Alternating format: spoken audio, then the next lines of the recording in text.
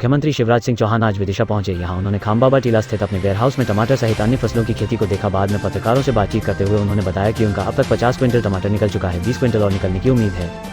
Warehouse पर पत्रकारों को होली की शुभकामनाएं दी। उन्होंने प्रदेश के किसानों से प्राकृतिक खेती करने पर जोर दिया, साथ ही साथ परंपरागत खेती के अलावा फल और फूल की खेती पर भी उन्होंने जोर देते हुए किसानों से इस ओर ध्यान देने की बात कही।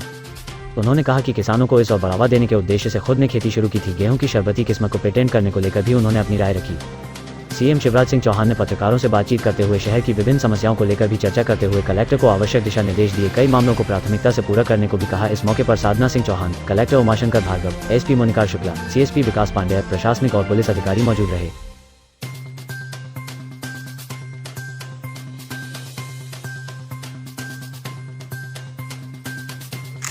संदीप ये जा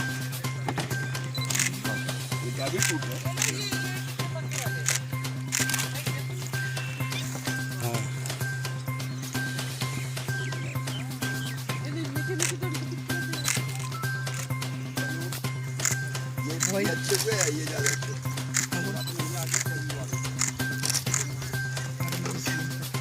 चलो दो करके टमाटर खिलाओ इनको। ये भाभी अरे नहीं अच्छी है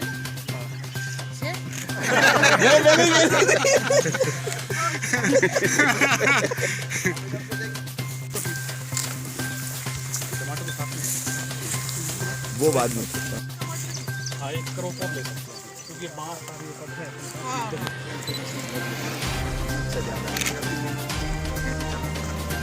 कौन सा क्वालिटी लंबा टाइप का दिख रहा है ये दो तरह के ही लगाए हैं। एक तो देसी है, देसी टमाटर है, और एक हाइब्रिड टमाटर है, और दोनों का उत्पादन बहुत अच्छा हुआ है। इस बार आइडियल हुआ है। अभी आपने देखा होगा, अभी भी अगस्त में लगाए थे, ये नवंबर से चल रहे हैं। अच्छा, नवंबर, दिसंबर, जनवरी, फरवरी, मार्च, 5 महीने से फल आ रहे हैं। और अभी अप्रैल तो पूरा चलेंगे, देखते हैं। इस बार तो गेहूं के रेट भी बहुत अच्छे हैं। रूस यूक्रेन के कारण 2200 के ऊपर जा रहे हैं। हाँ, 2250 2200 के ऊपर भी जा रहे हैं। लेकिन परमानेंट खेती में फ़ायदा हो, इसलिए हमको फलों की, फूलों की, सब्जियों की, औषधि, अलग अलग तरह की खेती करनी पड़ेगी। और मैंने जो शुरू किया था वो इसी उद्देश्य से शुरू किया था कि मैं करूँगा तो दूसरे लोग भी देख के कोशिश करेंगे। सुना है विदिशा और रायसेन सीहोर का ये गेहूं जो है ना वो शायद यूक्रेन के लिए जाना है, तो ऐसा कि एक तो 4000 रुपये कुंटल में किसान मतलब एडवांस खरीदने के लिए गेहूं अभी अपना अब एक्सपोर्ट हो रहा है।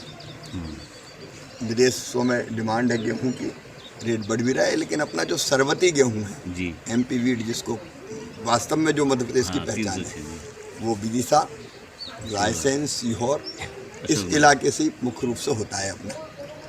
वो तो फिर सोना है, और उसी के नाम पे ये अलग अलग कंपनियां MP वीट वैसे उसका भी टेक का चल रहा था ना, जैसे धान का चल रहा था अपना बासमती सरवती को भी GI टैग की कोशिश कर रहे हैं। बासमती को अपन ने की ही है। एक चिनौर चावल को भी GI टैग मिल गया। खेती में मध्य प्रदेश अब परंपरागत फसलों में भी आगे है। लेकिन अब अपन परंपरागत फसलों से, जो मैंने कहा, खेती का विविधीकरण, गेहूं के साथ, धान के साथ बाकी चीज़ें भी लगाएं। और तीसरी चीज़, अब प्राकृतिक खेती की तरफ ध्यान देना चाहिए। आज पूरी दुनिया में 2 उद्देश्य से, नंबर 1, केमिकल और फर्टिलाइज़र नुकसान पहुंचाता है, इंसान के स्वास्थ्य को बुरी तरह से प्रभावित करता है। दूसरे, धीरे धीरे ज़मीन बंजर होती जाती है। आज अपन जितना फर्टिलाइज़र डालेंगे, कल उससे थोड़ा ज़्यादा डालना पड़ेगा, अगले साल फिर थोड़ा और बढ़ाना पड़ेगा। एक स्थिति ये आ जाएगी कि जो हमारी ज़मीन है वो बंजर जैसी हो जाएगी। इसलिए ज़रूरी है, ये प्रॉपर समय है कि हम प्राकृतिक खेती, मतलब गोबर की खाद, गोमूत्र से जीवामृत और अलग अलग जो चीज़ें बनती है वो बना के डालेंगे तो उत्पादन भी कम नहीं होगा। रोगों का मुकाबला करने की भी क्षमता है, कीटनाशक भी उससे बनते हैं। और तीसरी चीज़ है कि उसकी रेट दुनिया में बहुत अच्छी है। आज हर इंसान जो थोड़ा भी समझता है वो ये चाहता है कि खाद और कीटनाशक से बचें। खाद मतलब रासायनिक खाद। तो प्राकृतिक अगर फसल मिल जाए, जैविक खेती मिल जाए, तो वो स्वास्थ्य के लिए बहुत उत्तम है। तो उसके रेट बहुत अच्छे रहते हैं। अभी समस्या ये थी कि अगर कोई प्राकृतिक खेती कर ले तो सर्टिफिकेशन बाकी चीज़ें नहीं होती थी। अब उसका व्यापक पैमाने पे हम इंतजाम कर रहे हैं कि सर्टिफिकेशन हो जाए, प्रमाणीकरण हो जाए, बाजार ठीक मिल जाए, ब्रांडिंग भी ठीक करें। आने वाला जो भविष्य है वो प्राकृतिक खेती का है, जैविक शरबती के खेती। रेट भी मतलब कराकवा भी कम होता जा रहा है कहीं। इसलिए कम होता जा रहा था कि ये गेहूं पर एकड़ जो हम बो रहे हैं हाइब्रिड का, ये पैदा हो जाता है 20 कुंटल, 18 कुंटल, 17 कुंटल, कोई तो 22 कुंटल भी ले लेते हैं।